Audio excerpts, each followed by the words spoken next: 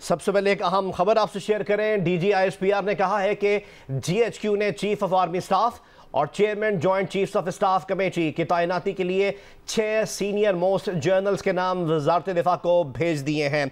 DG ISPR ने कहा है कि जीएचक्यू ने चीफ ऑफ आर्मी स्टाफ और chairman joint chiefs of staff committee की तैनाती के लिए 6 सीनियर मोस्ट जनरल्स के नाम वजारत दिफा को भेज दिए हैं।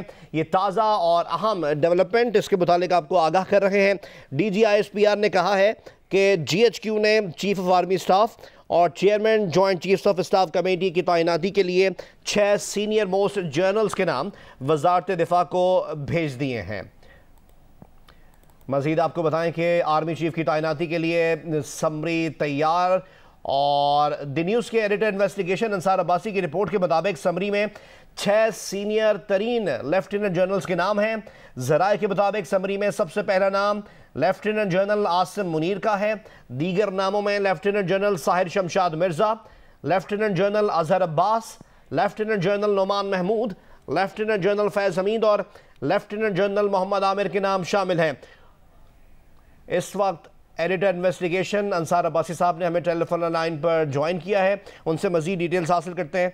जी अंसार साहब, क्या डिटेल्स हैं इस खबर से मुताल्लिक? जी डिटेल्स यही है कि अभी अल्हम्दुलिल्लाह DGISPR ने भी कंफर्मेशन कर दी है। हमने तो खबर ब्रेक कर दी थी, आपको पता है जी। लेकिन एक टेक्निकल इशू के ऊपर के जी PM ऑफिस पहुंची या नहीं पहुंची, उसके ऊपर ख्वाजा साहब ने, ख्वाजा आसिफ साहब ने और फिर मरियम औरंगजेब साहिबा की तरफ से, जो कि गवर्नमेंट के आप देखेंगे 2 मिनिस्टर्स हैं बड़े जिम्मेदार किस्म के, और उन्होंने इस किस्म की उस खबर को डिनाई करने की कोशिश की, और जिसकी वजह से आप देखेंगे ऑलरेडी इस मुल्क में इस इशू के ऊपर कितनी स्पेकुलेशन हो रही थी। और अगर फर्ज करें इस तरह की समरी मूव हुई तो उसकी कंफर्मेशन गवर्नमेंट करे तो उससे ये जिस किस्म की स्पेकुलेशन होती है, और अगर इंस्टेबिलिटी हो रही थी तो वो सेटल होनी है और सेटल होनी चाहिए। वो उनको अगर टास्क दिया गया था, अगर फर्ज करें कि इन लोगों का टास्क था कि आपने ये खबर ब्रेक ये सीक्रेट रखना, इसको हमारा ज़ाहिर है काम, हम जर्नलिस्ट हैं, अगर हमारे पास इस किस्म की इंफॉर्मेशन है और जो कि मुल्क के हमारे इंटरेस्ट में है, अवाम के इंटरेस्ट में है, पब्लिक इंटरेस्ट में है, उसकी एक वैल्यू है, न्यूसेंस वैल्यू है, तो अगर वो हम खबर दे रहे हैं तो इस तरह से मुझे बड़ा अफसोस हुआ कि ख्वाजा आसिफ साहब ने जिस तरह उसको डिस्टॉर्ट किया और जिस तरह मरियम औरंगजेब ने जिस तरह उस चीज को पोर्ट्रे किया अपने एक प्रेस रिलीज में, दिस इज वेरी अनफॉर्चुनेट। और मैं कहता हूं कि ISPR ने बहुत अच्छा किया कि उन्होंने कम से कम ये बात एक बड़ी क्लियर कर दी कि उन्होंने सीनियर मोस्ट, टॉप मोस्ट जो सीनियर मोस्ट लोग हैं, जो 6 जनरल्स, उनके नाम उन्होंने मिनिस्ट्री ऑफ डिफेंस को भेज दिए। देखें, ये असल जो मसला आज तक चल रहा था वो ये था कि GHQ के क्या वो नाम भेजेंगे कि नहीं भेजेंगे, बाकी डिफेंस मिनिस्ट्री तो और ये तो सब गवर्नमेंट का हिस्सा है, ये तो उसके तो जो वजीर हैं वो तो ख्वाजा आसिफ साहब हैं। सो गवर्नमेंट के नाम जब आ गए तो उसके ऊपर एक टेक्निकल पॉइंट लेके, तो जिस तरीके से इन सीनियर मिनिस्टर्स ने जिस किस्म की इस चीज को मतलब है कि गलत तरीके से डिस्टॉर्ट करके एक प्रेजेंटेशन की और एक लोगों को जिस तरह से उनमें एक कन्फ्यूजन पैदा करने की कोशिश की, ये बड़ा ही अनफॉर्चुनेट है। लेकिन मैं अल्लाह का शुक्र अदा करता हूँ, मेरे में कोई कमाल नहीं, लेकिन मैं अपने अल्लाह का शुक्र अदा करता हूँ कि मेरी खबर एक दफा फिर अल्हम्दुलिल्लाह मैं अपने अल्लाह का शुक्र अदा करता हूँ कि दुरुस्त साबित हुई। और वही टॉप मोस्ट 6 नाम जो मैंने ऑलरेडी शाहजेब साहब के प्रोग्राम में मैंने बताया कि कौन से 6 नाम थे, वही 6 के 6 नाम इस पैनल में हैं, और जो कि पैनल DGISPR ने ऑलरेडी कंफर्म कर दिया कि मिनिस्ट्री ऑफ डिफेंस को पहुंच चुके हैं। अब ख्वाजा साहब जरा डिनाई कर दें कि क्या ये चीज़ मौसूल गवर्नमेंट को हुई है कि नहीं हुई। अब जो भी वो कुछ कहना चाहें तो उनकी अपनी मर्जी। अच्छा अंसार साहब, यकीनी तौर पे आपके तवज्जुह से ये खबर पहले ही सामने आ चुकी थी और अब DGISPR ने इसके कंफर्मेशन कर दी है, उनकी तरफ से भी अभी बयान सामने आ गया है। तो हतमी फैसला क्या इत्तलात हैं, क्या मामला कब तक सेटल हो जाएंगे? तो इसका तो देखिए आप प्राइम मिनिस्टर को फैसला करना है और मेरा ख्याल है एज सुन एज पॉसिबल इसके ऊपर फैसला हो जाना चाहिए। और जो भी ज़ाहिर है सीनियर मोस्ट 6 लोग हैं, इसके भी प्राइम मिनिस्टर की डिस्क्रेशन है, जिसको भी वो अपॉइंट करना चाहें एज आर्मी चीफ और chairman joint chief of staff committee. और अब ये है कि जी ज़ाहिर है आपको पता है कि ये for the first time although हर 3 साल बाद कुछ ना कुछ मसाइल लोग क्वेश्चन, जैसे ही मतलब है कि आर्मी चीफ के अपॉइंटमेंट का साल आता था तो पूरे साल बहस होती थी कि क्या आर्मी चीफ एक्सटेंशन लेंगे या नहीं लेंगे, कौन नया चीफ आएगा। तो ये जो सारा सिलसिला है, इससे हमें सबक सीखना चाहिए। और एक तो मैंने जैसे पहले कहा कि हमें हर हाल में एक्सटेंशन के ऊपर हमें कानून बनाना चाहिए कि एक्सटेंशन नहीं होनी चाहिए, और दूसरा ये अपॉइंटमेंट को इस तरीके से रेगुलेट करें ताकि ये कंट्रोवर्सी जनरेट ना हो। हमें दूसरी तरफ चलना है, हमारा मुल्क किस तरफ जा रहा है और हम देखें किस जगह पे फंसे हुए हैं। और पिछले कोई 2-3 महीने से देखें आपकी हमारी पाकिस्तान की पॉलिटिक्स और हमारा जो मीडिया है टोटली फोकस इसके ऊपर था कि जी ये अपॉइंटमेंट कब हो रही है, फिर समरी कब आएगी, और 10 किस्म के बयान दिए हैं गवर्नमेंट के मिनिस्टर्स ने। आप देखेंगे कभी कोई कह रहा था जी कि अक्टूबर के एंड में आएगा, कभी ये कि जी नवंबर के स्टार्ट में आएगा, कभी कौन सी डेट। लेकिन अल्हम्दुलिल्लाह ये ये अच्छी बात हुई।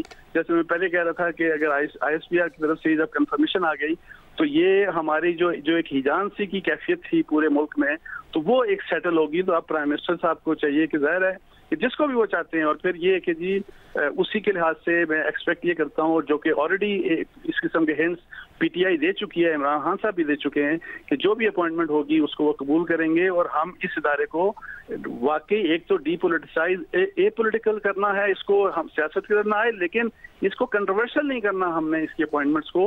तो उसके लिहाज से उम्मीद है कि प्रेसिडेंट भी, जो कि ऑलरेडी PTI कह चुकी है कि प्रेसिडेंट भी किसी किस्म की रुकावट नहीं डालेंगे, तो उम्मीद है कि 1-2 दिन में ये मसला बड़ा स्मूथली इंशाअल्लाह ताला ये मसला हल हो जाएगा। बहुत बहुत शुक्रिया अंसार अब्बासी साहब की जानिब से। ये खबर पहले ही ब्रेक कर दी गई थी और अब DG ISPR की जानिब से भी कंफर्मेशन आ गई है। उन्होंने कहा है कि GHQ ने चीफ ऑफ आर्मी स्टाफ और chairman joint chiefs of staff committee के तैनाती के लिए 6 सीनियर मोस्ट जनरल्स के नाम वजारत दिफा को भेज दिए हैं। द न्यूज़ के एडिटर इन्वेस्टिगेशन अंसार अब्बासी साहब की रिपोर्ट के मुताबिक समरी में 6 सीनियर तरीन लेफ्टिनेंट जनरल्स के नाम हैं।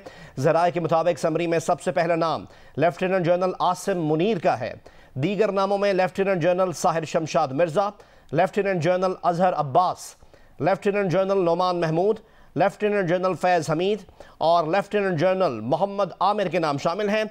और अब से चंद लम्हात पहले ये ताज़ा खबर सामने आई है। DG ISPR ने कहा है कि GHQ ने चीफ ऑफ आर्मी स्टाफ और chairman joint chiefs of staff committee की तैनाती के लिए 6 सीनियर मोस्ट जनरल्स के नाम वजारत दिफा को भेज दिए हैं।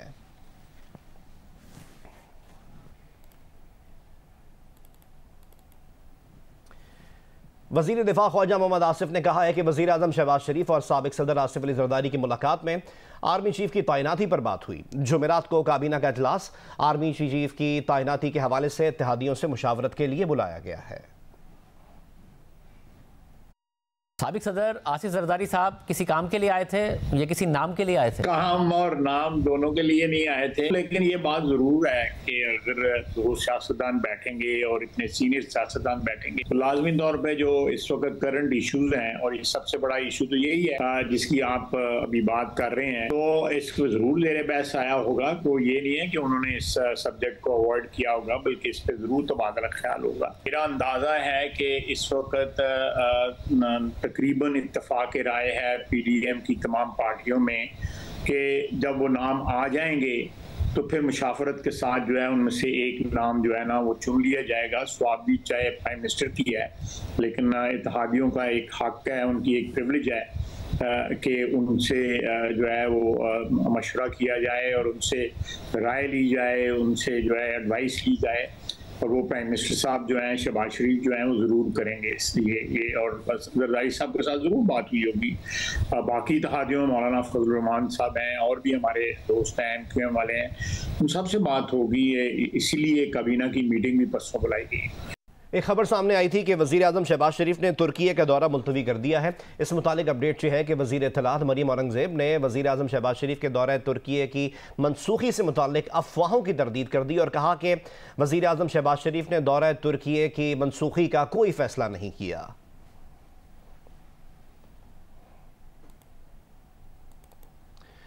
रहनुमा PTI फवाद चौधरी कहते हैं कि जो भी आर्मी चीफ लगेगा वो पाकिस्तान का आर्मी चीफ होगा। तहरीक इंसाफ ने इस मनसब को गैर मुतनाज़ रखने की पूरी कोशिश की है और आइंदा भी करेगी। मजीद कहा कि PTI को किसी नाम पर तहफ़्फ़ुज़ात नहीं, मसला लगने वालों की मेरिट का नहीं, लगाने वालों की मेरिट का है। फवाद चौधरी का यह भी कहना था कि पाकिस्तान में इस्टेब्लिशमेंट ने अपना रोल बहुत बढ़ाया हुआ है, जिसकी वजह से फैसलों में भी असर आता है। इदारा गैर सियासी होने की ख्वाहिश रखता है तो ये बड़ी मुस्बत बात होगी। आगे बढ़े और आपको बताएं कि वफाकी वजीर खजाना इसहाक डार ने कहा है कि आर्मी चीफ के इनकम टैक्स रिटर्न्स का लीक होना गैर कानूनी था। हम कुछ लोगों तक पहुंच चुके हैं। पता चला है कि एक ताल्लुक लाहौर से है जबकि रावलपिंडी से भी है। हो सकता है कि इनमें कोई ऑथराइज्ड हो, क्योंकि पिंडी में सर्कल है, वहाँ असेसमेंट होती है। इन लोगों को इजाज़त होती है कि वो अपने असेसमेंट के हवाले से देख सकते हैं। जियो न्यूज़ के प्रोग्राम कैपिटल टॉक में गुफ्तगू करते हुए इसहाक डार का यह भी कहना था कि कानूनन इजाज़त नहीं कि अदालती अहकाम के बगैर आर्मी चीफ या किसी के इनकम टैक्स गोशवारे लीक हों।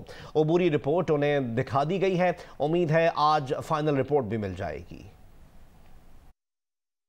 ये जो एसेट्स अगर किसी की फैमिली के एसेट्स जो हैं वो एफबीआर से अगर लीक हो जाते हैं तो क्या ये गैर कानूनी है? कानून इसकी इजाज़त नहीं देता कि मीर साहब आपकी, मेरी या आर्मी चीफ की, उनके किसी की भी कोई आम असेसी भी हो, उसकी आप income tax returns court order के बगैर किसी को लीक करें या लीक हों। मुझे बड़ी जल्दी मैं एक्सपेक्ट कर रहा हूँ कि इंटरम रिपोर्ट मुझे रात दिखा दी गई है और मज़ीद इंशाल्लाह मुझे फाइनल भी आज होपफुली मिल जाएगी। और कुछ ट्रेसेस भी मिली हैं कि जी लोगों ने, एक लाहौर से हैं, एक पिंडी से हैं, कोई लोगों ने किया है। हो सकता है उनमें से कोई ऑथोराइज हो, क्योंकि पिंडी में वो सर्कल है, वहाँ यानी होती है, असेसमेंट होती है। उन लोगों को ऑथोराइज होता है कि वो जाके उस अपने असेसमेंट के हवाले से देख सकते हैं। तो ये चीज़ इंशाल्लाह इसको हम लॉजिकल कंक्लूजन पे लेके जाएंगे, क्योंकि ये एक इलीगल काम की इजाज़त देना या उस पर आंखें बंद करना, वो मैं समझता हूँ कि अपने फ़राइज़ की जिम्मेदारी अदा ना करने के मुताबिक है। वक्फे के बाद एक बार दोबारा खुशामदीद। कराची के इलाके डिफेंस में पुलिस से एहलकार को कत्ल करने वाला मुलजिम तमाम इकदामात के बावजूद फरार हो गया। साउथ पुलिस को मुलजिम की शनाख्त रात गए हुई। मजीद जानते हैं नुमाइंदा जियो न्यूज़ तलहा हाशमी से। तलहा, अपडेट कीजिएगा।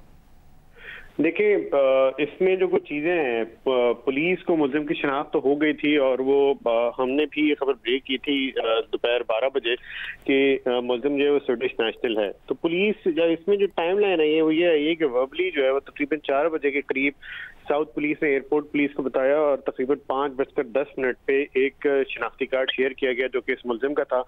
और वो उस शनाख्ती कार्ड की मदद से जो इमिग्रेशन सिस्टम है उसमें उसको चेक किया गया, तो ज़ाहिर है वो उस पर तो गया नहीं था। तो उस वक्त पुलिस को ये बताया गया हुकाम को, साउथ पुलिस के हुकाम को, कि वो नहीं गया। लेकिन उसमें ये कोताही ज़रूर हुई है जो साउथ पुलिस है उसकी जानिब से, कि अगर उनको पता था कि स्वीडिश नेशनल है तो उसके स्वीडिश पासपोर्ट की तफसीलात हासिल कर ली जाती, बट ज़ाहिर है वो उसको एक्वायर नहीं कर सके। और फिर उसके बाद वो फिर खामोश होकर बैठ कर फिर उस मुलजिम की तलाश शुरू कर दी। उसका जो बहनोई है, उसका जो साला है, उसको हिरासत में लिया गया, क्योंकि मुलजिम वहीं पे अपने घर से निकल के उसके घर पे गया था शाह फैसल, वहाँ से गाड़ी ली और फिर वो आगे गया। उसके बाद जब उसकी लोकेशन आई थी तो उसकी जो लास्ट लोकेशन आई वो शाह फैसल के करीब आई और ये बहुत सस्पिशन था कि तकरीबन 2 बजे से 3 बजे के दरमियान जो मोबाइल फोन वो इस्तेमाल कर रहा था, उसकी जो लास्ट लोकेशन आई थी वो शाह फैसल कॉलोनी के करीब आई थी और वहां पर जाकर उसका फोन बंद हो गया था। तो पुलिस को यहाँ पर मजीद चौकन्ना हो जाना चाहिए था, बट समहाउ वो उसको ये तो पिक नहीं कर पाए। और जो खातून की अगवा वाली बात हो रही है, कोई खातून की कोई शिकायत सामने आई? नहीं, फिलहाल ऐसी कोई भी बात सामने नहीं आई है, क्योंकि कल से पुलिस ने कहा था कि किसी खातून को, और जो एफआईआर है उसमें भी ये है कि वो पुलिस को जो है वो पुलिस एहलकारों ने देखा कि खातून को अगवा कर रहा है मुलजिम और फिर उसके बाद वो गए, इंटरसेप्ट किया, वो खातून वहाँ से फरार हो गई।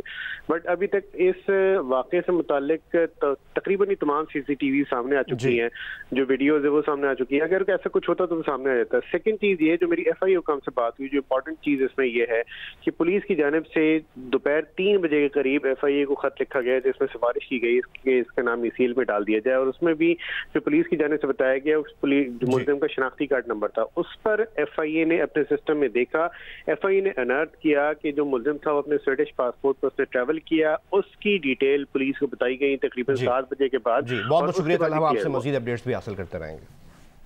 और अब आपको बताएं कि सक्कर हैदराबाद मोटरवे की ज़मीन खरीदारी में एक और मुबैना करप्शन सामने आ गई। इस बार भी मटियारी की तरह मुबैना तौर पर ज़मीन की खरीदारी के लिए अवार्ड जारी नहीं किया गया। 1500 एकड़ ज़मीन की खरीदारी के लिए NHA ने DC नौशेर फ़िरोज़ को फंड्स जारी किए थे। डिप्टी कमिश्नर गायब हो गए हैं। S&GAD ने मफरूर करार देकर मुअत्तल कर दिया। मज़ीद तफसील जानते हैं नुमाइंदा जियो न्यूज़ हामिद शेख से। हामिद, क्या मामला है? जी बिल्कुल, ये आज 22 नवंबर को सेक्रेटरी सर्विसेज एंड कोऑर्डिनेशन हुकूमत सिंध के सेक्रेटरी गुलाम अब्बास हैं, इन्होंने एक लेटर लिखा सेक्रेटरी एस्टेब्लिशमेंट हुकूमत पाकिस्तान को। उसमें इन्होंने एक इंटीमेशन दी है कि डिप्टी कमिश्नर नौशरफ फिरोज जो ग्रेड 18 के अफसर हैं गुज़श्ता 4 रोज से ये गायब हैं, मफरूर हैं, वो बहुत किसी इतला किसी परमिशन ही गायब होंगे। उसके साथ ही जब इस इतलात पर इस लेटर के बाद जो चीफ सेक्रेटरी जो सिंध है मोहम्मद सऊद राजपूत ने एक इंक्वायरी कंडक्ट की है और इस इंक्वायरी जो डायरेक्टर लेबर हैं सज्जाद हैदे के सरबराही में 3 रुकनी कमेटी कायम की है। ये उन्होंने मुख्तलिफ टीआरओ तय किए, उसमें ये बताया गया है कि तकरीबन इसी तरह की जो करप्शन जिस तरह से मटियारी के में हुई थी इस तरह की नोएत की करप्शन के टीआरओ देख किए गए और इस पर मेरी इतलात के मुताबिक ये कि जो 3 रुकनी कमेटी उन्होंने शहर वहाँ पहुंच गई है वो तहकीकात तो शुरू कर रही है। मैं ये बात बताना चाहता हूँ कि डिप्टी कमिश्नर जो मटियारी साबिक थे जो मुअत्तल है इस पर अदनान रशीद ये और जो डिप्टी कमिश्नर ताजफीन नौशरफ फिरोज के हैं ये दोनों एक वीक की बेस मेट के हैं और ये जिस दिन गिरफ्तार किया गया था उसके अगले दिन ये रोपोश गिरफ्तार फरार हो गए थे। बहुत बहुत शुक्रिया हामिद शेख हमें तफसीलन आगाह करने के। आगे बढ़े और आपको बताएं कि इमरान खान ने 1987 में क्रिकेट क्लब ऑफ इंडिया से मिला गोल्ड मेडल भी बेच दिया।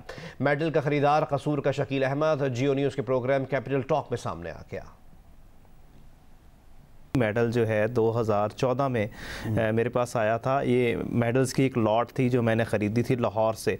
आपने कभी ये पता करने की कोशिश की कि इमरान खान साहब का ये जो गोल्ड मेडल था ये मार्केट में कैसे आया? ये किसी ने उनके घर से बेच दिया या उन्होंने खुद ही बेच दिया था इसको? मैंने कुछ जो हमारे मकामी पॉलिटिशियंस थे उनके थ्रू मैंने कोशिश की कि मैं इमरान खान साहब से रब्ता करूं और उनसे पूछूं कि आपका कोई मेडल मिसप्लेस हुआ है, और मेरी ये पूरी कोशिश थी कि मैं इमरान खान साहब तक जो है ये मेडल पहुंचा दूं। और मैंने अपने तौर पे 2 साल इसके लिए एफ़र्ट की, लेकिन चूँकि मैं एक पसमानदा इलाके से ताल्लुक़ रखता था तो मेरी रसाई नहीं हो सकी उन तक। तो फिर मैंने कहा कि इसकी जो बेहतरीन जगह है, क्योंकि पाकिस्तान की एक हिस्ट्री है, तो इसके लिए पीसीबी जो है ना सबसे अच्छी जगह है। पीसीबी ने भी मुझे ऑफ़र की थी कि आप ये मेडल हमें बेच दें, लेकिन मैंने कहा कि ये बेचने से ज़्यादा बेहतर है कि ये आपकी बहुत बड़ाई है कि आपने इसको बेचा नहीं। लेकिन आपको पता है कि पीसीबी ने फिर इसका फोरेंसिक टेस्ट भी करवाया था और उसमें ये पता चला था कि ये वाकई इमरान खान साहब ही का मेडल है जो उनको क्रिकेट क्लब ऑफ इंडिया ने 1987 में मुंबई में दिया था। तहरीक इंसाफ के चेयरमैन इमरान खान ने कहा है उन्हें खौफ है कि हुक्मरान पाकिस्तान को वहां ले जाएंगे जहां सब कुछ हाथ से निकल जाएगा। कोई भी जीनियस आ जाए, सियासी इस्तेहकाम के बगैर मुल्क की मईशत ठीक नहीं हो सकती। सरमायाकार का एतमाद सिर्फ इलेक्शन कराने से बहाल होगा। इमरान खान ने दावा किया कि उन्होंने तो पावर में आना ही है, उन्हें तो इलेक्शन मुहिम चलाने की भी ज़रूरत नहीं। वफाकी वज़ीर इत्तलात मरीम औरंगज़ेब ने चेयरमैन तहरीक इंसाफ पर तनकीद करते हुए कहा है कि पाकिस्तान जैसे ही मुस्तहकम होने लगा पाकिस्तान को इमरान खान चिमट गए। इमरान खान की वजह से मुल्क बहरान में मुब्तला हुआ। उन्होंने 4 साल में लोगों को भूखा और बेरोजगार किया। 4 साल में सिर्फ इमरान खान, बुशरा बीबी और फराह गोगी की मईशत बेहतर हुई, मुल्क की मईशत सिर्फ तबाह हुई। इमरान खान का मकसद सियासी अदम इस्तेहकाम है जो पूरा नहीं हो रहा। इलेक्शन मुकर्ररा वक्त पर और शफाफ होंगे।